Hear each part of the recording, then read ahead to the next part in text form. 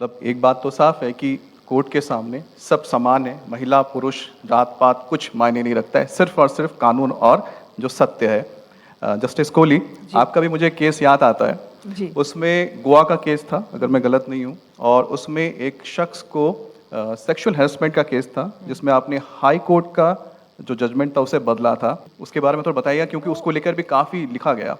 Strictly speaking वो service matter था, in the sense कि जो पटिशनर सुप्रीम कोर्ट में आए थे उन्होंने चैलेंज किया था हाई कोर्ट का ऑर्डर, जिसके हिसाब से जो उनके खिलाफ सेक्सुअल हैरेसमेंट की इंक्वायरी हुई थी और उसके बेसिस पर उनको सर्विस से हटाया गया था in relation to a student of the university. उसको उन्होंने चैलेंज किया था कि उनके हिसाब से वो जजमेंट गलत थी। पार्टीज़ को सुनकर हमें लगा कि पटिशनर ने जो कहा वो ठीक था, क्योंकि प्रिंसिपल्स ऑफ नेचुरल जस्टिस जिसे हम कहते हैं कि उनको मौका देना, अपना मुद्दा आगे रखना, अपना डिफेंस प्रॉपरली प्रेजेंट करना और दूसरी पार्टी को एग्जामिन करना, वो सब उसमें मिसिंग था। तो हमने ये तो as a division bench, we were 2 जजेस, judgment was authored by me, but you know that it is never single, it is in Supreme Court always not less than 2।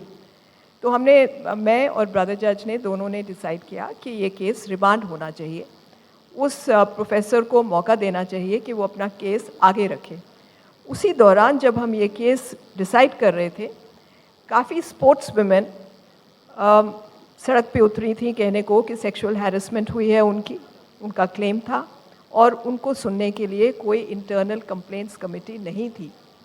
और ये मुद्दा हमने जब सोचा उसके बारे में, मुझे लगा, क्योंकि वो जजमेंट मैंने ऑथर की थी, इसलिए आप ये सवाल जो आप पूछ रहे हैं मेरे दिमाग में ये था, और मेरे ब्रदर जज भी एग्री करे मेरे साथ, जस्टिस बोपन्ना, कि कोई ऐसा मौका नहीं, कोई जगह नहीं है जहाँ वुमेन ये बता पाए कि उसकी इंटरनल कंप्लेंट्स कमेटी क्यों नहीं बनी तो कब बनी। लेट अस नॉट फॉरगेट कि ये एक्ट 2012 का था, जजमेंट हमारी आई थी 2023-24 में। उस दौरान इतने 10 साल के अरसे में कई ऐसी जगहें हैं प्राइवेट पब्लिक सेक्टर में जहां sexual harassment internal complaints committee constitute ही नहीं हुई, जहां पता ही नहीं किसी औरत को कि मैंने कहाँ जाना है अगर कंप्लेंट हुई, मैं क्या करूँगी अगर कंप्लेंट हुई। इसमें private sector, the government sector, the public sector undertakings, सबका रोल है। इसलिए हमने वाइड बेस्ड डायरेक्शंस इशू की हर स्टेट को, हर चीफ सेक्रेटरी ऑफ स्टेट को, कि वो रिपोर्ट्स फाइल करें कि कमिटीज़ बनी है, नहीं बनी, क्यों नहीं बनी, किस तरह एक्ट इम्प्लीमेंट हो रहा है। So it had wide ramifications. Case आज भी चल रहा है उन्हीं डायरेक्शंस की इम्प्लीमेंटेशन के लिए।